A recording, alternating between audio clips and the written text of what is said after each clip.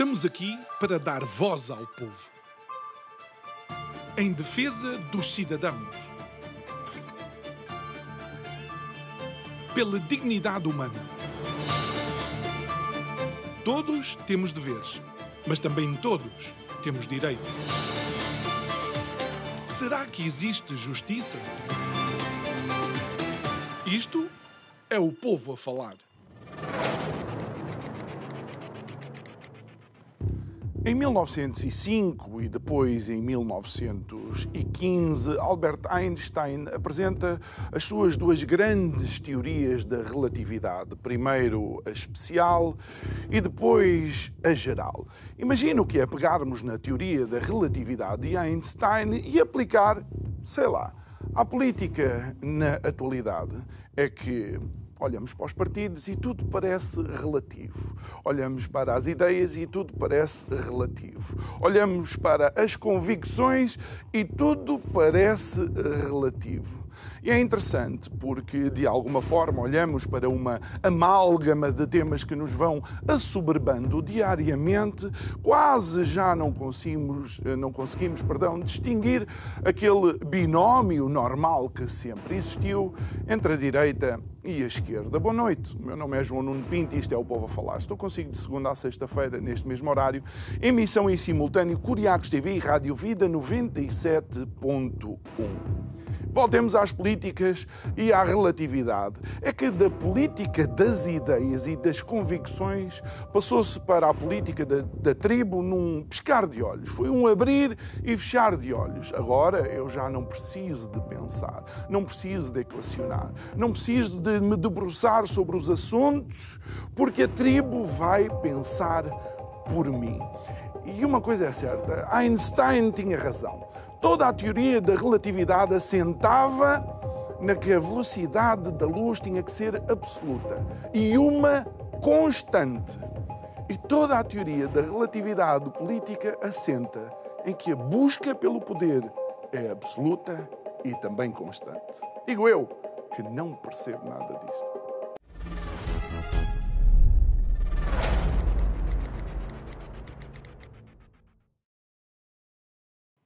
De volta ao nosso estúdio, o nosso convidado de hoje é alguém que já desejamos convidar quase, digamos, desde a primeira temporada.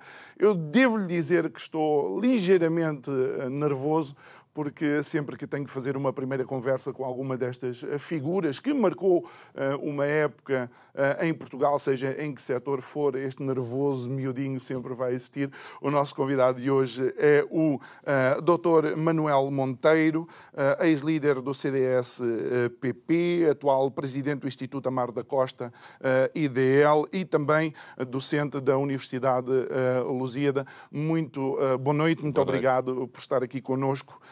Obrigado por ter aceitado o convite. É sempre, para mim, pessoalmente, um gosto poder ter, de facto, uma pessoa que marca uma época na sociedade em Portugal. Se bem que, quando o doutor marcou essa época, eu não ligava às políticas. E por causa do trabalho, eu ligo às políticas. E quero desafiá-lo a olhar um pouco para aquilo que foi este tema e esta nota introdutória e se realmente caminhamos para a relatividade ou a relativização daquilo que são e devem ser as convicções dos partidos. Bom, boa noite. Muito obrigado pelo convite. É uma honra para mim, João. E peço-lhe imensa desculpa por só vir agora, mas eu estou numa fase da minha vida, já há algum tempo esta parte, em que tento evitar dar entrevistas. Já tive o meu tempo, tive a minha época, e agora penso que devemos dar espaço a outras pessoas. E tenho-me ocupado, sob o ponto de vista político não partidário, de facto, numa ação que considero muito necessária e útil para combater o relativismo, e já lá vamos, através do Instituto Amar da Costa, onde nós promovemos o debate de ideias, mas o debate de ideias à volta de valores que não são relativos. E essa questão é uma questão, para mim, extraordinariamente relevante. Cada época é uma época. Nós temos, às vezes, os mais velhos têm a tendência de considerar que no meu tempo era bom e agora tudo é mau. Eu não tenho essa visão. Eu sou um conservador, mas não sou um reacionário.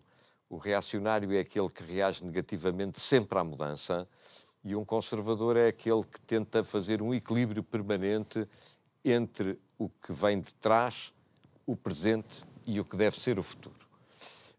Agora, independentemente disso, de facto, nós estamos a assistir a um relativo absoluto ou absoluto do relativo. E isso é extraordinariamente negativo sob o meu ponto de vista. Porque se nós considerarmos que tudo é relativo na vida, deixamos de conceptualizar o valor da amizade, da lealdade, da honra. Porque se tudo é relativo... Da verdade. Obviamente da verdade. Porque se tudo é relativo, aquilo que eu digo de manhã às 9 horas pode já não ser válido às 9h30 ou às 10 horas da própria manhã. E essa questão é uma questão extraordinariamente preocupante sob o ponto de vista da própria condição humana e sob o ponto de vista do relacionamento que estabelecemos entre todos nós. E estamos a falar de coisas simples. Dessas coisas simples podemos falar de coisas menos simples, como o valor da vida, porque se tudo é relativo, nós hoje podemos ser a favor da pena de morte e amanhã sermos contra. Se tudo é relativo, nós hoje podemos ser a favor da mutilação do corpo e amanhã sermos contra. E, obviamente, que qualquer sociedade humana necessita de uma ordem e de uma estabilidade em nome de princípios que não mudam, que podem ser adaptados às circunstâncias, é fundamental que sejam adaptados às circunstâncias, mas que na sua essência se devem manter. Mas, e vamos um pouco àquilo que pode ser analisado como a percepção equivocada que pode existir sobre o conservadorismo. Se, por exemplo, nós dissermos que são e que foram pessoas de índole conservadora que iniciaram os primeiros movimentos, até políticos, de conservação da natureza e de olhar para a natureza, não estamos equivocados. De modo algum. Há uma ideia pré-feita, e então em Portugal isso é terrível, porque ainda hoje num certo sentido, quando se deu a Revolução do 25 de Abril de 1974, provavelmente a maioria dos telespectadores tem apenas uma memória histórica disso, os novos donos do novo regime, e não por acaso, procuraram qualificar imediatamente o antigo regime como o regime da direita. O regime da direita e o regime conservador. E, portanto, procuraram criar um estigma e uma perspectiva negativa, dizendo que todos aqueles que se afirmassem como conservadores ou como sendo pessoas de direita eram defensores do antigo regime contra o novo regime. E não é por acaso que muitas pessoas situadas à direita se afirmavam do centro. O que era uma coisa estranha, porque como é que nós tínhamos um sistema partidário que vinha da esquerda e acabava no centro? Porque a ideia é de que à direita está todo aquele que se identifica com o regime deposto no 25 de abril de 1974. E, portanto, isso prejudicou claramente, até determinada altura, a afirmação de ideais, de valores, de posturas mais conservadoras na sociedade, porque havia pessoas que se inibiam dizendo se eu vou dizer que sou conservador e se eu vou dizer que sou de direita, vem dizer que eu sou fascista ou que sou defensor do Estado Novo. E, portanto, esse estigma existiu, ainda existe hoje em muitas circunstâncias, e há quase que aqui uma lógica proibicionista de que ser de direita é uma coisa negativa. Ser de direita é uma coisa do passado. E não. A direita democrática, naquela em que eu me identifico, pode e deve ser moderna, aberta aos valores do presente, mas não esquecendo que há coisas que vêm do passado que não podem nunca ser postas em causa. Se me permite, para concluir, e não quero amassar quem nos está a ouvir, houve um debate muito interessante em dada altura entre um revolucionário norte-americano, o Thomas Paine, e um conservador liberal inglês, o Edmund Burke. E o que é que os diferenciava? O Paine dizia: quando eu nasço, há uma página em branco no caderno.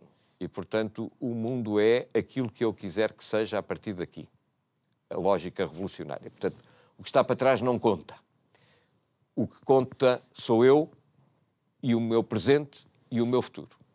E o Burke dizia, não, quando eu nasci já existiam pessoas antes de mim. Existe uma herança. E eu tenho que saber pegar nessa herança e dar-lhe continuidade. Adaptá-la às novas circunstâncias, mas pegar nessa herança e dar-lhe continuidade. Esta síntese destes dois senhores é, para mim, extraordinária daquilo que pode ser considerado um conservador. E acha, mas ainda pegando nessa indexação de direita a outros fenómenos e outros momentos da história política, ontem assisti a uma entrevista a Mariana Mortágua, que é, creio que, a atual secretária, não sei se é presidente, se é secretária do Bloco de Esquerda. Numa primeira intervenção, ela acusou quem tinha participado na manifestação dos polícias de ser de extrema-direita. Logo a seguir fazem-lhe uma pergunta sobre o atual Presidente da Câmara de Lisboa e consegue também dizer que Carlos Moedas é de extrema-direita, sabendo, por exemplo, que se fosse de extrema-direita, a bandeira da comunidade LGBT não teria estado hasteada nos espaços do Conselho como esteve. Esta constante indexação de quem é de direita ao pior que eventualmente possa existir na sociedade. Não, sabe, eu estou à vontade porque eu sou da direita conservadora, mas nada me identifica com o Chega. Nada. Quero que aqui fique claro. Tenho grandes amigos meus que são do Chega, nomeadamente o Dr. Diogo Pacheco de Amorim, de quem sou amigo há imensos anos, mas depois tenho uma opinião muito particular, respeitando os eleitores. Mas a pergunta nem foi feita por causa do Chega, foi feita de indexar sempre a direita. Eu é que estou a fazer aqui este preâmbulo, se me permite, para depois poder dizer o que vou dizer. O Bloco de Esquerda é herdeiro de um partido de que provavelmente muita gente já não se recorda, chamado UDP, União Democrática Popular, que foi o partido ou um dos partidos mais extremistas que existiu em Portugal. E, portanto, o Bloco de Esquerda não nasce com Mariana Mortágua, não é? O Bloco de Esquerda é herdeiro de um partido chamado Política 21, talvez o mais moderado, de Miguel Portas, depois da União Democrática Popular e do Partido Socialista Revolucionário do Dr. Francisco Louçã. E, portanto, estamos a falar de partidos cujas ideias, se tivessem triunfado, nós não estaríamos aqui seguramente a conversar. E, portanto, é necessário que quem está em casa saiba disso. Se os partidos que deram origem ao Bloco de Esquerda, excepcionando o Política 21, tivessem triunfado em Portugal, nós não estaríamos aqui. E, portanto, é necessário dizer a Mariana Mortágua que ela fala e tem a possibilidade de falar porque as ideias contrárias às dela triunfaram e vigoram em Portugal. E isso é uma coisa que é necessário ser dito a todo e qualquer extremista que não sabe dialogar e que é dogmático. Eu tenho um dogma apenas na vida, é Deus. Eu sou católico, como sabe, católico, apostólico e romano, e, portanto, tenho um dogma que eu não discuto, que é Deus. Agora, no resto, tenho as minhas convicções, mas admito que possa estar errado. E admitir que possa estar errado é um fator essencial para nós podermos conversar e para nós nos sabermos respeitar uns aos outros. Fugindo àquela lógica de que você, e muito bem falava, da tribo. Porque hoje as pessoas estão muito enclausuradas em tribos, através das redes sociais. Um dia, não vou dizer quem, eu conversava com um líder partidário e dizia-lhe, sabe, eu não concordei com o que você disse. E ele respondeu-me, bom, o senhor está enganado porque eu tenho muitos gostos na minha rede social. E, portanto, nós hoje vivemos numa lógica fechada da rede social, esquecendo-nos que quem, por normas... Eu não tenho redes sociais. Quem está na rede social, a não ser que o WhatsApp conte, quem está na rede social ou é quem gosta de nós, porque se não gosta de nós, não está na nossa rede social. E isto para lhe dizer o quê? Como vivemos uma lógica tribal, fechados sobre nós próprios, não temos disponibilidade para ouvir o outro, para dialogar, porque a política, a verdadeira política com P grande e não com P pequeno, é aquela onde as pessoas podem e devem ter as suas posições, à direita ou à esquerda. E para mim continua a fazer sentido falar de direita e de esquerda. Mas, apesar de serem de direita ou de esquerda, saberem de conversar, saberem dialogar. Porquê? Porque há um valor superior às diferenças ideológicas e às diferenças partidárias. Esse valor pode ser a pátria. Esse valor pode ser a família. Esse valor pode ser a vida humana. Esse valor pode ser a preservação da natureza. Pode ser cada um de nós. E nós temos o dever, independentemente das nossas posições ideológicas, de saber dialogar. Repare, se uma casa estiver a arder, você não vai perguntar ao bombeiro se ele é do seu clube de futebol. Não, professor, mas por exemplo, no momento em que vemos que para um lado a vida humana é desde o início, para o outro depende da posição geográfica onde a vida humana está, fica difícil algum tipo de diálogo. Claro, mas isso para mim são valores absolutos que não são questionáveis. Mas o que eu lhe estou a dizer é que há questões que muitas das vezes quem é extremista não admite conversar, e era o que eu lhe estava a dizer, se a nossa casa estiver a arder, o senhor não vai perguntar ao bombeiro se ele é do seu clube, quer é que ele apague o incêndio. Se o senhor estiver aflito a entrar numa urgência de um hospital entre a vida e a morte, o senhor não vai perguntar ao médico ou ao enfermeiro que o vai assistir se ele é do seu partido. O senhor quer é ser salvo. Ora, esta questão é uma questão fundamental que temos que saber combater em nome da preservação de valores que são essenciais. E está-lhe a falar uma pessoa de direita que foi acusado de ser populista, que foi acusado de ser radical quando foi líder do partido, mas que sempre soube ouvir, na perspectiva de que eu só posso exigir ser ouvido se souber ouvir. E essa questão é uma questão que se está a perder na sociedade portuguesa. E está-se a perder na sociedade ocidental. E se eu perco isso na sociedade ocidental, deixo de demonstrar a grandeza dos valores ocidentais em relação a todos os outros valores. E, por exemplo, sei que não é uma questão política, mas é uma questão social que nós temos visto nestes últimos dias. O que é que diz dos partidos, tanto dos que sentiram necessidade de fazer manifestações para apoiar a polícia sem ter a totalidade dos factos na mão, ou tiveram a necessidade de fazer manifestações para apoiar o malogrado Odair, também sem ter a totalidade da informação? Eu entendo que o direito ao protesto e o direito à manifestação é um direito livre e, portanto, cada um utilizá-lo-á de acordo com aquilo que é o seu entendimento. Bom, portanto, quanto a isso, não tenho a menor dúvida. Agora, há aqui uma questão objetiva para mim. A direita com que eu me identifico é uma direita da ordem e da autoridade. É uma direita conservadora, não é uma direita revolucionária. Esta distinção entre a direita revolucionária e a direita conservadora sempre existiu.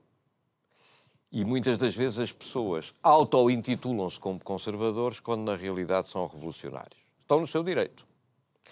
É um problema que já acontecia antes do 25 de Abril. Salazar interpretava uma postura não revolucionária, mas tinha dentro do próprio Estado Novo grupos contrários a ele próprio numa lógica revolucionária. Muito mais próximos, por exemplo, do Mussolini e do fascismo italiano. E Salazar não era um fascista. Era um ditador, mas não era um fascista. Ora bem, pós 25 de Abril, ainda que num contexto de regime completamente diferente, porque vivemos em democracia, não vivemos em ditadura, essa clivagem, essa separação de águas entre uma direita mais conservadora e uma direita mais revolucionária continua a existir.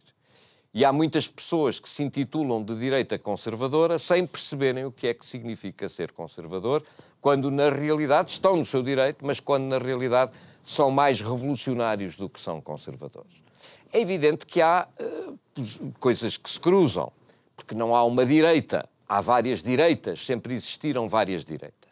Agora, uma direita conservadora como aquela como eu me identifico, é uma direita da ordem e da autoridade que considera que as forças de segurança e as forças da ordem servem o Estado e, ao servir o Estado, servem a sociedade e nunca por nunca o partido A ou o partido B.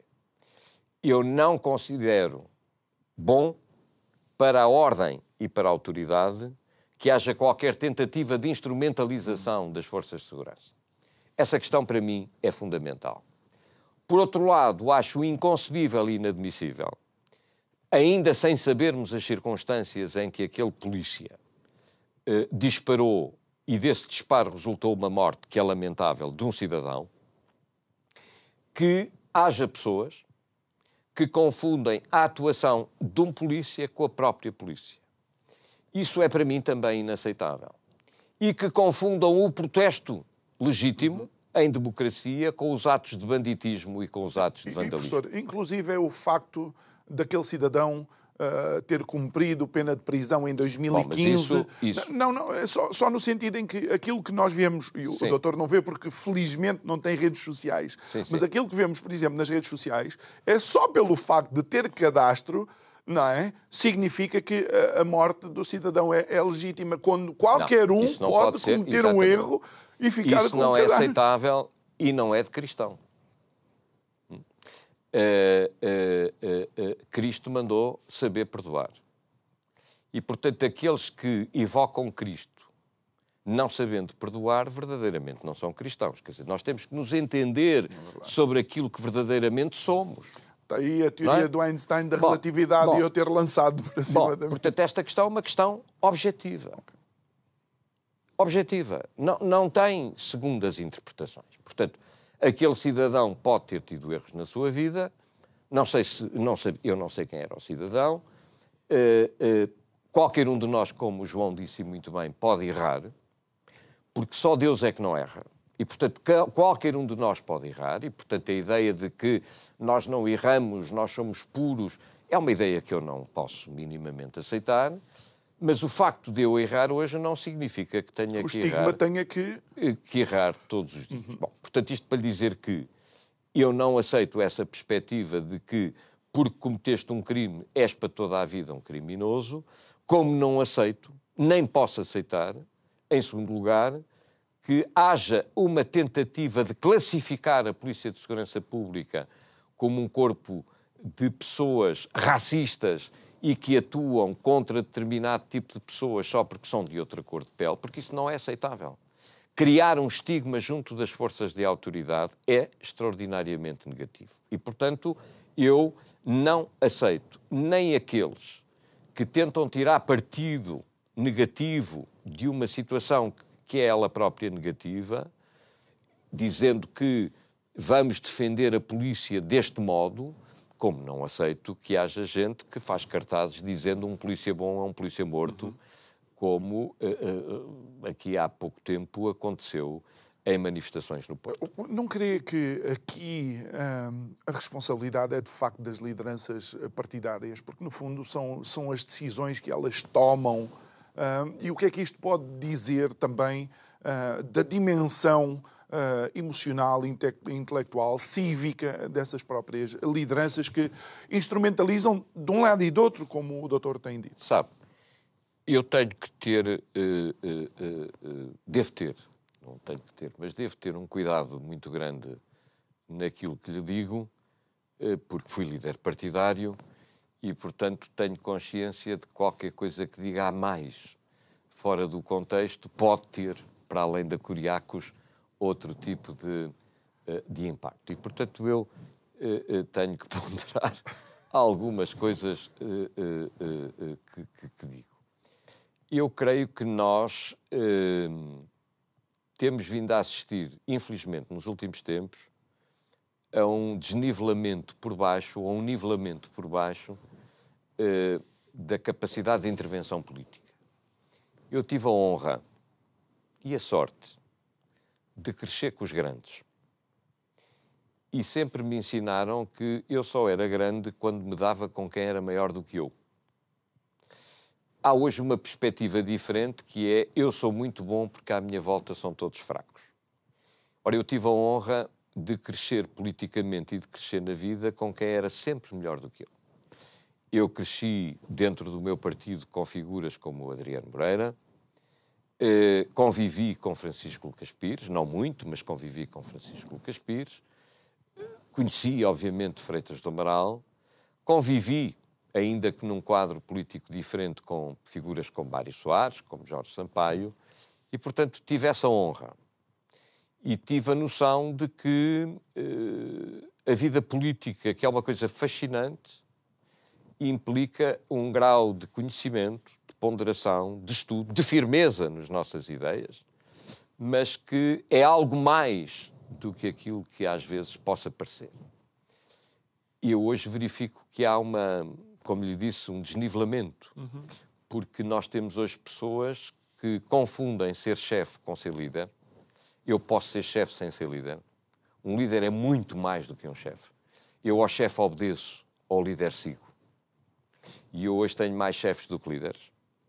E, por outro lado, tenho pessoas que, salvo honrosas exceções, recordo-me, também sou suspeito porque tenho uma grande admiração por ele a todos os níveis. Há exceções como Pedro Passos Coelho, que é uma figura que eu prezo e que eu muito respeito, uma figura que prezo e respeito quer do seu ponto de vista pessoal, quer do seu ponto de vista político. Não quer dizer que estivesse sempre de acordo com ele, mas salvo honrosas exceções, nós hoje temos pessoas que são grandes porque à sua volta são todos muito pequenos. E, portanto, isso prejudicou e continua a prejudicar, salvo exceções, a vida político-partidária. Ou seja, a competitividade política dentro dos partidos passou a ser feita, em muitas circunstâncias, mais em função do lugar pessoal que eu vou obter do que na defesa de um valor, de uma ideia, de uma política, de um projeto para o país.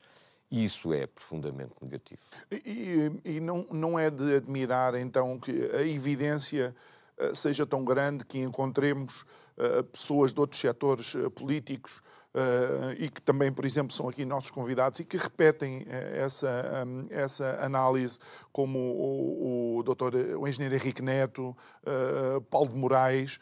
São pessoas que olham, de facto, para quem faz política e obviamente, também, excetuando as tais exceções. Eu não sei como é que isto se resolve. Há pouco falávamos do Edmund Burke, e o Edmund Burke tem uma frase engraçada, que é fácil de ler, fácil de repetir, mas não tão fácil de seguir. Ele dizia, para que o mal triunfe, é apenas necessário que os homens bons nada façam. O que é que eu quero dizer com isto? Nós podemos passar aqui a tarde inteira a lamentar-nos e depois dizer, bom, mas você está comodamente sossegado e não intervém para mudar aquilo que considera que está errado. E há muita gente que está comodamente instalada. Eu já dei o meu contributo. Repare, eu fui líder partidário, fui deputado no Parlamento Europeu, como sabe, também, deputado nacional, e, portanto, já dei o meu contributo e hoje tento dar o meu contributo ao nível da formação e do pensamento no Instituto, no IDL, Instituto de Democracia e Liberdade, Instituto Amar da Costa. A intervenção partidária é hoje uma coisa que não me fascina, que não me atrai, mas eu tento incentivar os mais novos a seguirem essa ideia de Burke.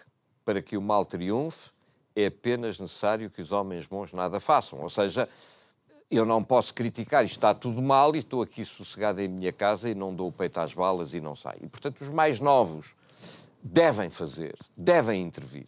Seja à esquerda ou à direita, devem sair do seu conforto e participar na vida cívica, na vida política, porque é a sua comunidade. E eu não sou individualista, se o fosse seria um liberal. Pois. Sou um conservador e, portanto, sou um conservador que defende a lógica de comunidade. A pessoa humana e cada um de nós vale por si, mas vale por si no todo em que está inserido. E, portanto, nessa lógica de comunidade, eu tento sempre apelar aos jovens: saiam da vossa ilha individual, saiam do vosso grupo individual, participem, intervenham e, se consideram que o vosso grupo está errado, tentem mudá-lo. Saber se o vão fazer ou não já depende deles. Creio que, de alguma forma, aquilo a que vamos também assistindo, um pouco agora por toda a Europa, com alguma mudança, ou uma mudança já substancial à direita, começa a ser uma demonstração de que algumas das políticas deveriam ter sido tomadas em conta mais cedo. E o que é que diz também do projeto europeu, que eu recordo, o professor tem o seu ceticismo em relação à Europa? Não, sabe, eu vejo com alguma preocupação e apreensão o que se está a passar politicamente na Europa Ocidental. E creio que há responsáveis. A direita soberanista e democrática, em que eu sempre me revi, cedeu terreno. Eu fiz parte do grupo gaullista francês, portanto, e nós tínhamos uma perspectiva pró-europeia, mas nunca federalista, portanto, defensora da perspectiva da Europa das Nações. Essa ideia foi sempre uma ideia defendida pelo general de Gaulle e foi prosseguida até ao Sr. Sarkozy, que deu cabo daquilo tudo. E foi prosseguida também em Portugal por várias pessoas, nomeadamente eu. Essa direita, de um momento para o outro, recuou. Era uma direita de valores democráticos. Recuou, teve medo de ser de direita, teve medo de ser soberanista. E, portanto, o espaço ficou vazio. O espaço ficou vazio e, obviamente, que foi ocupado por pessoas que se dizem conservadoras, mas são mais revolucionárias do que conservadoras. E, portanto, quando a direita gaullista desaparece, obviamente que se dá espaço para que a senhora Le Pen suba. O pai dela já existia. Pois, mas não teve a expressão que ela tem. Não teve a expressão que ela tem porque a direita conservadora gaullista travava Poderão essa... eles ter lido melhor o povo? Ou seja, ter um... Eu recordo, não é? Partido Popular significa de proximidade também, não é? Popular significa estar próximo do povo, não significa populista. Partido Popular a que eu liderei, o nome é inspirado no PPI, Partido Popular Italiano, que é o primeiro partido católico italiano. E, portanto, houve muita gente aqui que, portanto, como não sabem, dizem-se umas coisas. Portanto, nós inspirámos no primeiro partido católico italiano, porque na época eles queriam se chamar Partido Democrata Cristão e Católico. A Igreja não autorizou a que pudesse haver um partido que tivesse no nome... Católico. Exatamente. E eles adotaram o nome Partido Popular Italiano. E nós inspirámos-nos nisso para dizer: nós somos uma direita popular, queremos falar de coisas que interessam às pessoas. Bom, primeira questão. Segunda questão.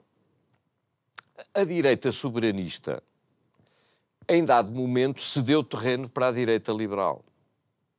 Cedeu terreno para a direita liberal, quer sob o ponto de vista económico, quer sob o ponto de vista do pensamento. E eu costumo dizer o seguinte: se eu for dono de um grande hipermercado, eu não quero saber se o senhor dorme com o cão ou com o gato. Eu quero é saber se o senhor consome. Ou seja, o senhor passa a ser visto para mim como um consumidor, independentemente do que pensa, do que veste, do que sente, do que cheira, etc. Ora, a direita conservadora, soberanista que eu interpretei, não punha o ser humano abaixo do consumidor. O consumidor é importante, mas acima do consumidor está o ser humano. Ora, a direita conservadora perdeu essa vontade de protagonizar isso. E, por outro lado, comete um erro brutal, sob o meu ponto de vista, que é aceitar que a Europa deslocalize a sua capacidade produtiva. Há uma razão para acontecer aquilo que está a acontecer. Repare, quando os operários que votavam Partido Comunista em França passam do Partido Comunista francês para votar Le Pen, porquê? Qual é a razão? O que é que leva um operário que sempre votou à esquerda a votar num partido que está para além da direita, ou da direita conservadora? Há uma razão. E a razão chama-se emprego. E porquê? Porque a Europa desindustrializou-se. E eu agora, quando vejo o Sr. Draghi vir dizer a Europa tem que novamente se industrializar, Eu digo, é verdade, mas assume o teu erro. Assume o teu erro quando, na década de 90, concordaste que as grandes fábricas e as grandes unidades de produção se deslocalizassem para a Ásia. Como foi um erro, eu já lhe disse, tenho que ter cuidado com o que digo, mas foi um erro total aceitar que a China entrasse na Organização Mundial do Comércio com as mesmas condições, ou praticamente com as mesmas condições que os países democráticos, porque a China não é um país democrático.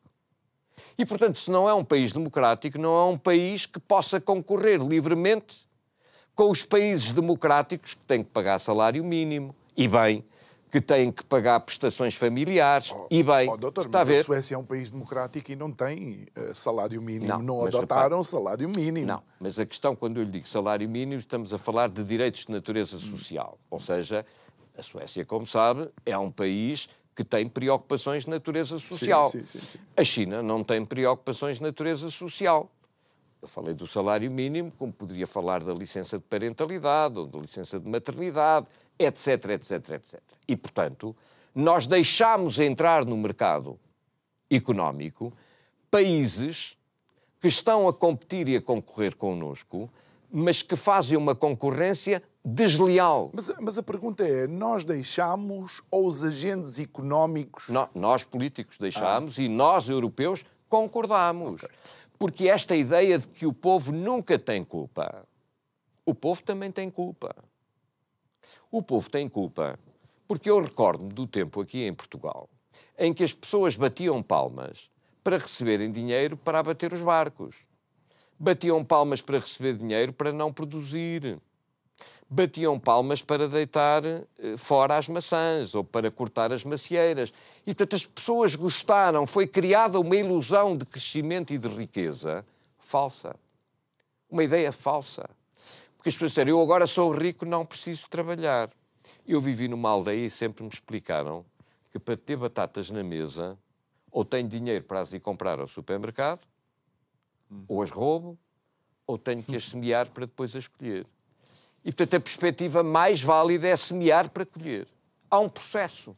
E procurou transmitir-se à Europa e, dentro da Europa, a Portugal, de que eu podia ser rico sem produzir, de que eu podia ser rico sem trabalhar, de que eu estava no resto de chão e podia chegar ao quinto andar sem passar pelo primeiro, pelo segundo, pelo terceiro e pelo quarto. E hoje estamos a verificar que isso foi um erro.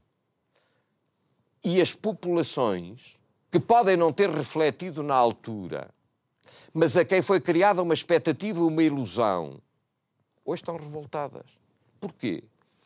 Não sei se o João tem filhos, mas se o João tiver filhos, eu infelizmente não tenho, não foi possível. Mas ai de um pai ou de um avô que quer que o filho ou o neto gostem dele apenas porque lhe dá presentes. Porque no dia em que ele não tiver dinheiro para lhe dar presentes, o amor suposto que o filho ou o neto tem para com o pai ou com o avô deixa de existir. E, portanto, a lógica é que quando eu quis criar uma Europa apenas em função do dinheiro fácil e não em função de valores ou em função da atividade produtiva, é aquela que eu hoje estou a ter. E isto é preocupante, porque quando eu vejo, por exemplo, um país como a Alemanha, em que há partidos políticos que vêm dizer, ou de certas pessoas de certos partidos políticos que vêm dizer que os SS, os nazis, se calhar não foram tão negativos quanto isso, isso preocupa-me. Tenho que me preocupar, porque do mesmo modo que eu combati em jovem a União Soviética e o stalinismo, eu não posso aceitar qualquer deriva que ponha em causa valores fundamentais de liberdade religiosa, de liberdade ideológica, de liberdade de pensamento. Mas então vamos a um desafio que muitos começam a questionar, é sobre a qualidade democrática da própria Europa. Ou seja, será que a Europa não está ela própria a ser, numa série de valores e numa série de políticas, totalitarista para com as nações? O mais possível. Mas, portanto, nós estaríamos aqui uma semana a falar sobre isto, porque creio que é um dos temas sob o meu ponto de vista, mais relevantes e mais profundos para tentarmos perceber porquê. Ou seja, porquê é que chegámos aqui? Qual é a razão? Qual é a causa? Qual é a motivação? E é óbvio que, quando nós deixámos de ter líderes, passámos a ter chefes, e quando começámos a ter pessoas que só pensam para amanhã, repare, eu fui educado na lógica de que um líder vê o que os outros, ou procura ver o que os outros ainda não estão a ver. E procura conduzir o país e procura conduzir o povo em função dessa visão e em função dessa convicção. Nós hoje temos chefes que andam atrás do povo. Não andam à frente. E que perguntam ao povo, cheiram, o que é que o povo quer que eu diga? Onde é que eu sou mais popular? E, portanto, não tem o sentido de oportunidade, porque a política é também ter o sentido de oportunidade. São puros oportunistas e, portanto, dizem hoje o que amanhã podem desdizer. E, obviamente, que isso tem contribuído para o desfazer e o deslizamento total da sustentabilidade do Ocidente. Eu estou muito preocupado porque creio que nós estamos a assistir à queda do Ocidente, do mesmo modo que há uns séculos atrás assistimos à queda do Império Romano. E eu penso que isso que é algo que deveria merecer uma reflexão e uma preocupação extraordinariamente profunda, que infelizmente não temos, porque essa reflexão profunda implica ter firmeza nos valores. Repare, eu sou, penso que sabe, contra o aborto. E sou contra a eutanásia. Não sou um fundamentalista, mas estou convicto que estou certo. Não deixo de ouvir o outro que pensa diferente de mim, mas eu estou convicto que estou certo. Posso estar errado, mas eu estou convicto que estou certo. Mas o simples facto de eu dizer de forma natural, calma, tranquila, que estou convicto que estou certo, é uma coisa que hoje parece que é tabu. Aliás, não houve tabu. uma proposta para juíza do tribunal recentemente. Hoje é uma das coisas mais graves. Que não tem nada... Mas sabe que não é o primeiro caso, porque antes dela, um professor da Faculdade de Direito do Porto, curiosamente sócio do Instituto Amar da Costa, foi preterido para juiz do Tribunal Constitucional por ter defendido que era contra o aborto. Portanto, não é o primeiro caso a doutora Maria João Vaz Tomé, porque isso é gravíssimo. Porque isso dá-me o direito a mim amanhã de eu dizer assim, tu és a favor, então eu não voto em ti mesmo que tu sejas competente. Está a ver? Ou seja, Mas pode acontecer pior. Pode acontecer, naquela analogia do bombeiro, pode acontecer eu ser o bombeiro, olhar para a vítima, perguntar se é do Benfica então ou do Sporting. És do Benfica, então não te salvo. Está a ver onde eu quero chegar? Ou seja, quando eu aceito que uma pessoa... Pois eu vi a doutora Maria João Tomé 2 vezes na vida, portanto estou à vontade para lhe dizer o que estou a dizer. É uma pessoa que fez a sua carreira fora da lógica político-partidária, não tem nada a ver com a lógica político-partidária, é uma magistrada de eleição, está no Supremo Tribunal de Justiça, de uma competência à prova de bala. E quando eu digo, olha, a senhora cometeu um delito de opinião porque é contra o aborto, ou admite que esta questão seja uma questão jurídica relevante, e por causa disso já não pode ser juiz, isto é muito preocupante. Isto é muito preocupante. E, portanto, nós estamos a caminhar para uma situação que eu vivi nos meus tempos de juventude, em que você ou era fascista ou era revolucionário. Portanto, não havia meio termo. Ou és fascista ou és revolucionário. Se não defendes a revolução como nós entendemos, és fascista. E isso é inaceitável e inadmissível. Porquê é que é assim? Bom, é assim porque há uma direita e há uma esquerda. Repare, desculpe estar a amassá-lo com isto em casa. Há uma fundação em França, socialista, republicana, Fundação Jean Jaurès, que veio agora fazer um estudo dizendo a esquerda tradicional deixou de defender os trabalhadores porque passou a andar apenas preocupada com as ideologias de género, se o homem se veste a canário, ou se veste amarelo, ou de azul, ou não sei o que e tal. E, portanto, a própria esquerda tradicional desfigurou-se. Está a ver? E, portanto, em vez de defender... Repare, quem foram os primeiros na Europa, e nomeadamente em França, a dizerem que a imigração tinha que ser controlada? A esquerda socialista. Veja. Porquê? Há uma razão. Porque a esquerda socialista sabia que quanto maior fosse o descontrole na entrada de imigrantes, os salários tenderiam a baixar, isso beneficiaria os capitalistas e prejudicaria os trabalhadores. Portanto, veja... E grande parte dessa mão de obra nem sequer se ia sindicalizar porque vinha de outras... Veja, é a esquerda socialista republicana em França que tem a primeira preocupação de dizer imigração sim, mas com controle, para não prejudicarmos os salários dos nossos trabalhadores e os direitos dos nossos trabalhadores. Portanto, veja a volta que isto deu, em que essa esquerda hoje foi tomada por umas pessoas que andam a discutir o sexo dos anjos e inventam problemas que só existem na cabeça deles. Não é? Quer dizer, que criaram um anátema da diferença e da identidade de género. Eu não sei o que isso é. Para mim, as pessoas, todas elas, seja qual for a sua orientação sexual, merecem respeito, independentemente do sexo com que nascem.